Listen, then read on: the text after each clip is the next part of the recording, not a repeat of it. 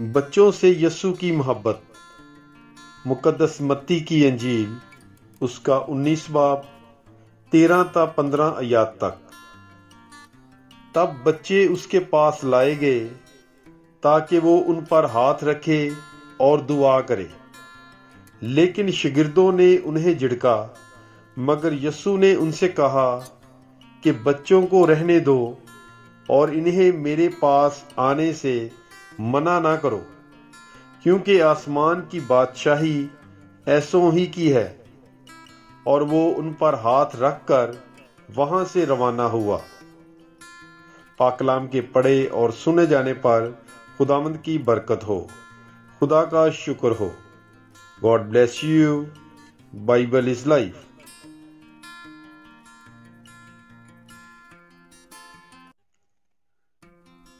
बच्चों से यस्सु की मोहब्बत। मुकद्दस मत्ती की अंजील उसका 19 बाब 13 ता 15 आयात तक। तब बच्चे उसके पास लाए गए ताकि वो उन पर हाथ रखे और दुआ करे, लेकिन शागिर्दों ने उन्हें झिड़का। मगर यस्सु ने उनसे कहा कि बच्चों को रहने दो और इन्हें मेरे पास आने से मना ना करो, क्योंकि आसमान की बादशाही ऐसों ही की है। और वो उन पर हाथ रखकर वहां से रवाना हुआ।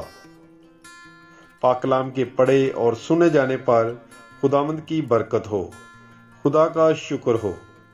God bless you. Bible is life.